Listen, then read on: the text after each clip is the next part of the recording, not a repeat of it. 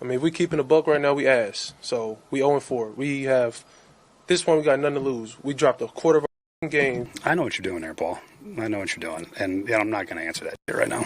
The offensive line is bad. Tony Pollard, mid. Wide receivers, there's only one of them. The Titans are 2 packs of let Cam Ward tell it to you better. It says, if we keep it in the buck, we are arse. I'm not going to say it. There's little people who watch my show, but they're a hind quarter, a donkey, the backside of the backside. It's not looking good for Cam Ward and the Titans. But if you've been watching football and if you keep up with football, you would have predicted this. This is no Nostradamus level of understanding or foresight. This is just a team that was picking number 1 overall for a reason, looking like a team that has picking number 1 overall. Now, Cam Ward, of course, is the most sacked quarterback in the league right now. He's been sacked 17 times across 4 games.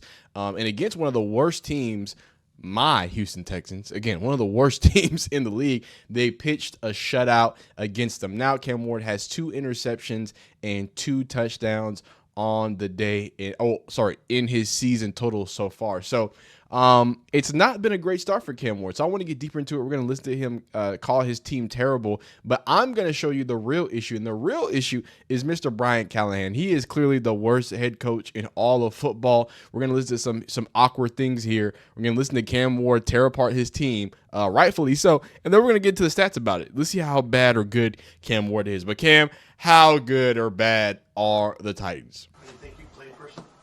Ass. Mm-hmm. And that's real. And that's real. So, a lot of people were being upset because Cam Ward, he does call his team, you know what I'm saying? He's saying we dropped a quarter of our games. We're awful, right? So a lot of people were mad at Cam Ward saying, hey, why is a rookie saying this? Why is the rookie saying, the team is this and team is that and calling everybody out? But, he called himself out. He said that he was playing trash. So to the people who were dropping comments, he's Cam Ward's game log.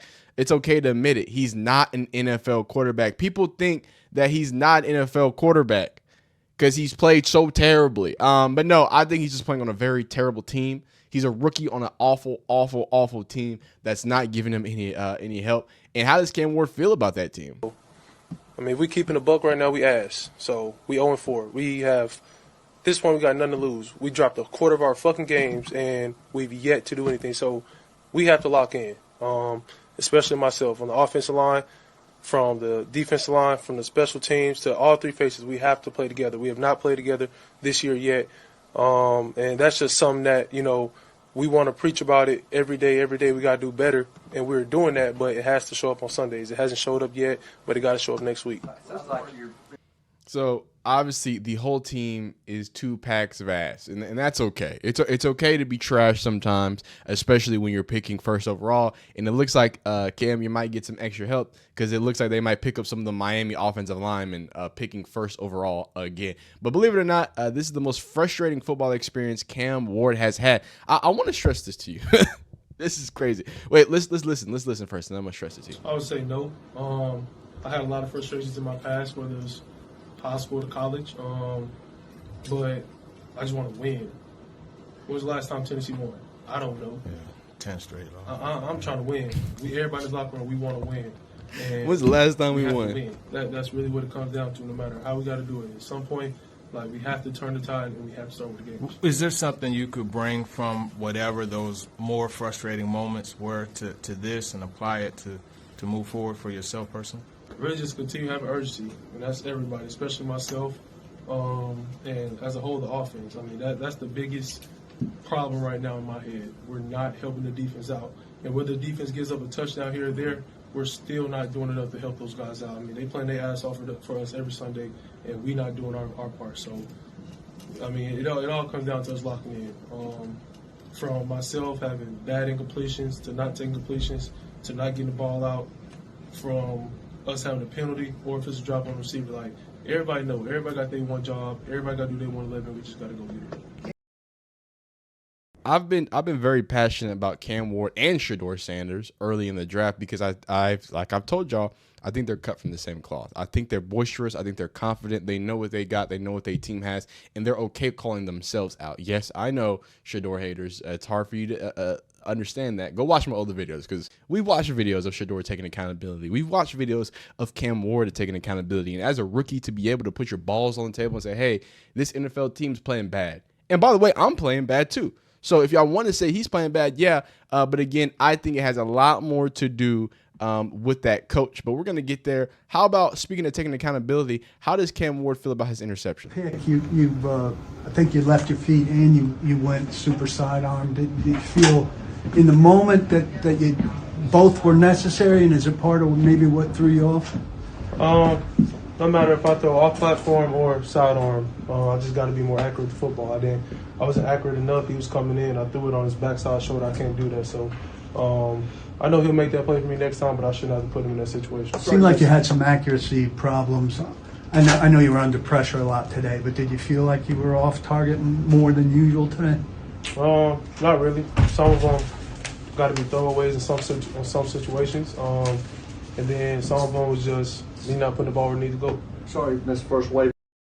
So, lots of accountability taken there. You know what I'm saying? And I want to talk about this specifically, right? The full world, right? Or not the full world, the full journey of Cam Ward, right? You start off at a wing tee. I want you to know, wing tee offense in high school. So he didn't really get to show his, throwing ability, then goes to FCS Incarnate Ward, then to Wazoo, then finally Miami, where your defense, funnily enough, gives up. And it is the real reason why they didn't even make a playoff berth. To come here to have an entire team of just atrociousness, it's got to be a wake-up call. And I think you give him 2 or 3 more weeks, this might be his most frustrating event. But I'm happy that he's keeping those things in perspective. I'm happy that he's able to call his team out while calling himself out, keeping accountability, and being able to remark too, right? It's easy just to say, oh, I'm bad, or hey, I need to be better. But no, hey, specifically, hey, my accuracy needs to be better here. If I didn't put on this outside shoulder, it's here. So that's why I love Cam Ward and I love Shador. And I'm going to end this right here, the comparison parts, because some people get upset when I bring up Shador, when I bring up Cam Ward. And if you're upset about that, then maybe you're just, again, new to football. So I'm not going to be mean to you this time. This is my last time I'm going to tell you, Cam Ward and Shador are friends. They've been training since Cam Ward was at Wazoo. They have the same exact quarterback coach. They spent a majority of the offseason, a lot of it together. And they're linked together. Cam was consistently asked questions about Shador. Shador was consistently asked questions about Cam through the pre-draft process. So their names are going to be intertwined throughout their career in the same way RG3 and Kirk Cousins are. I know it's a little different, but I probably should have had a better maybe the 2020 draft class, right? Like there's certain classes and people and situations that are going to be tied together.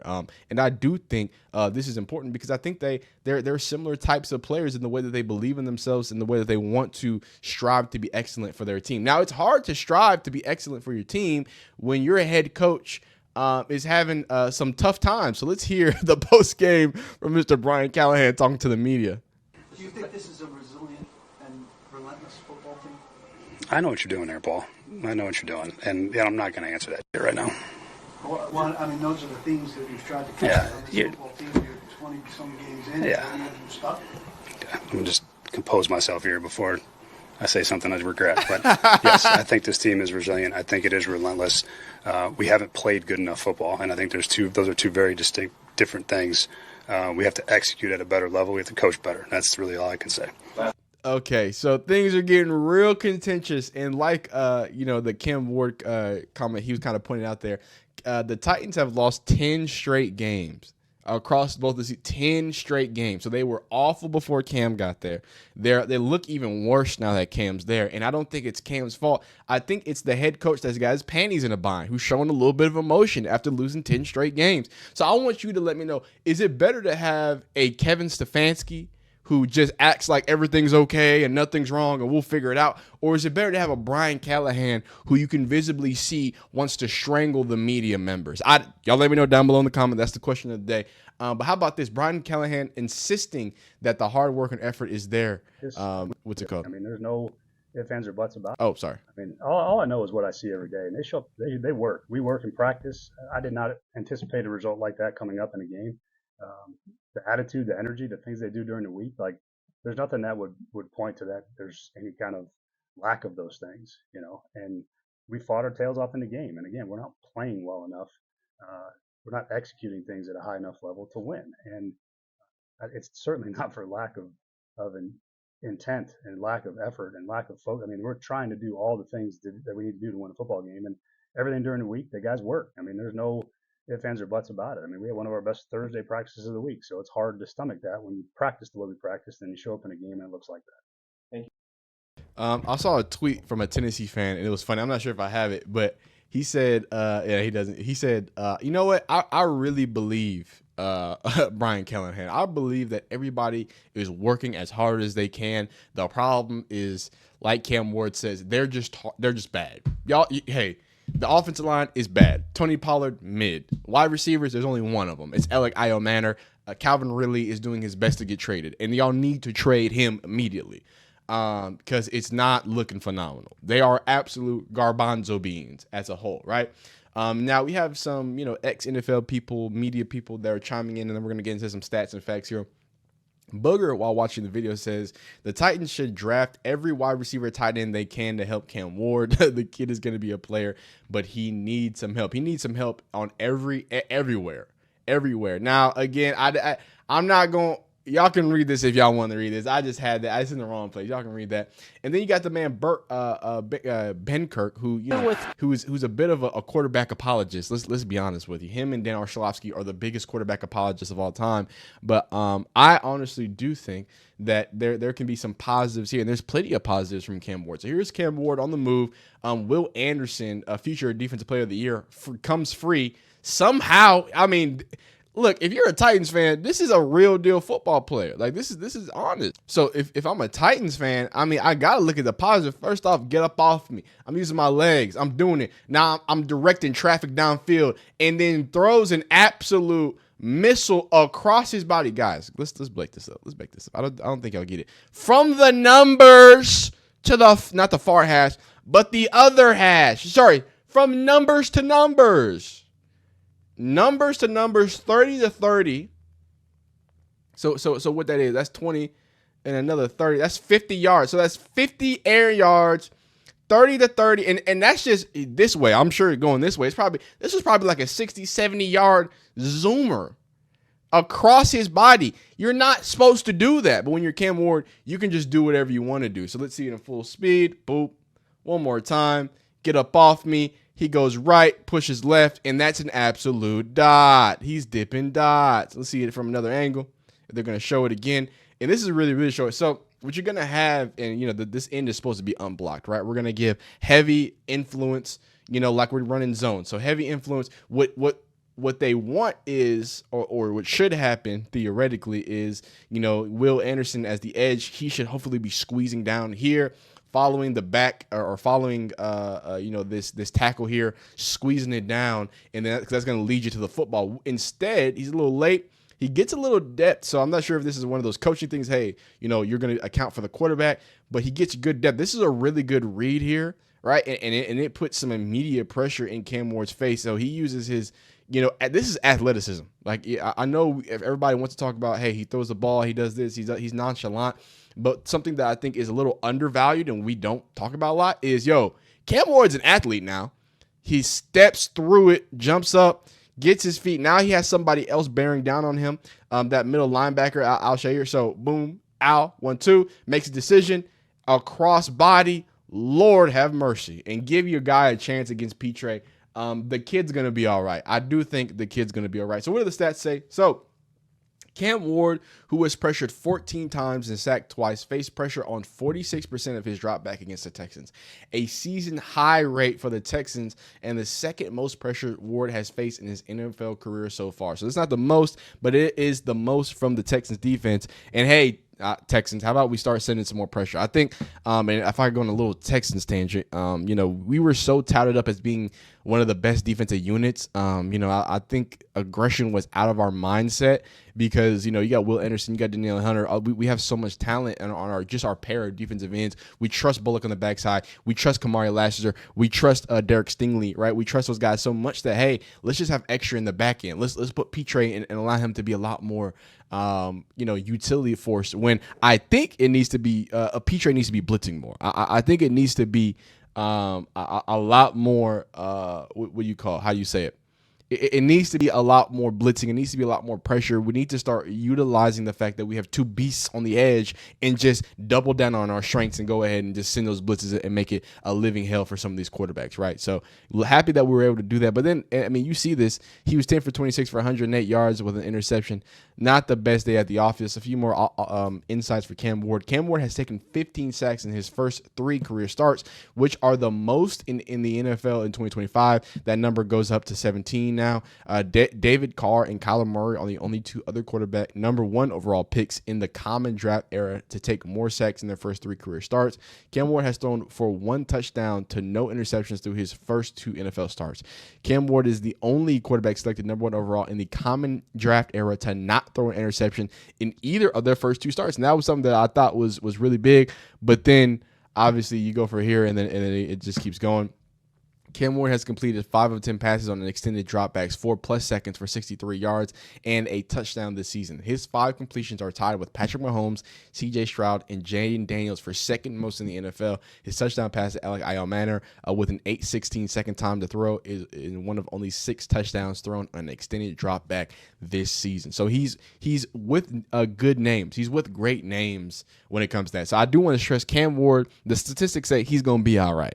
He's going to be good. Now, this team as a whole, I don't think so. They're 58th in points scored. They're 30th in points allowed. So that defense that's supposed to be great, again, not doing phenomenal things. The total stat leaders here, again, Cam Ward has 2 touchdowns and 2 interceptions with a 63.9 rating. Not looking phenomenal. And then you go to, hey, how do we help him? How about we have receivers that have more than 100 yards, right? We've got 2 of them, and Calvin Ridley and Alec Manor, they're at 150 and 141. No one else has any more touchdowns. It's just Alec Manor. The next after the 2 block of tight ends is running back. There is no other wide receiver who's even here in this receiving leading. Can we help him out? Can we give him a chance? How about yards per game? Tennessee Titans ranks the worst in yards per game when we go to the advanced analytics. How about when we go to EPA play or expected points per play? Tennessee Titans are second worst in the league. It's not great. And I want to stress that it's not just great because Cam Ward might not have played it great. They're not great because this Tennessee Titans team is awful. And if you're a fake Houston Oilers fan, just come join the dark side with my Texans because we're awful, but we can win some games. Hey, yeah, I'll tell you what, we're not going to go 0-17. The Titans might go 0-17. It's looking real bad. But you let me know how you feel down below in the comments. Like this video if you like it. Dislike if you don't. Subscribe if you like football content of all shapes, sizes, forms, fashions, and factors. Man, NFL is heating up. Lots more videos. If there's anybody you want me to cover, anything you want me to cover, just let me know down below in the comments. But you'd be great and you'd be phenomenal. Peace.